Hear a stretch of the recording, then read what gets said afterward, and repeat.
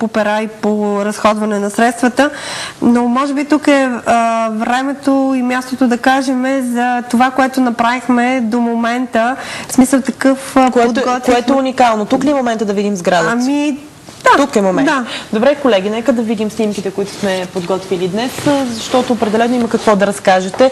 Виждам, че се усмихвате, определено има с какво да се гордеете и какво виждаме сега. Това е сградата, в която ще се помещавате, така най-общо казано. Това е сградата, първоначалния и истински вид, който беше преди да започне да стартира проекта. В тази сграда трябваше да се обособят и вече са обособени две помещения. Едното помещение... Преди да стигнем до помещенията, да се нагледаме. Добре. Каква е била тази сграда? Какво е било? В смисъл виждаме, че е доста стара. Селскостопанска сграда в един имот, който сдружението... Да кажем обор. Това е правилно, нали? Сигурно така. Това е сграда вече собственост на Сдружение Нов път Хайредин с отдаване на договор под наем, която ние ремонтирахме и може би вече сега ще видим хубавите снимки, които вече как изглежда. Колко време? Кога започнахте всъщност? Това е целият вид на сградата. Преди да започнете. Кога започнахте ремонтните дейности? През месец април, края на месец април. Вече сме края на месец май. Сградата е в този вид.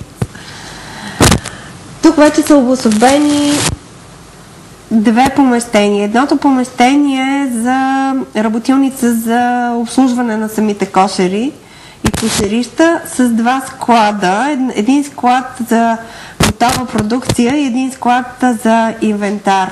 И другото помещение, което е със санитарен възел, е за отдих на работещите в предприятието. Тоест офис, нека така да кажем. Един вид офис. Един вид офис, но по-скоро зала за почивка, което, както гледаме картинката, вече може ли да повярвате това, което видяхме преди малко, това, което виждаме в момента е една и съща сграда? Не знам дали е редно да спомена фирмата изпълнител, но аз искрено им благодаря и за оказаното съдействие, наистина за перфектно изпълнената работа. Това ни е санитарния възел. Което, защото мога да кажа, че училищата в Хайредин нямат такива санитарни възли.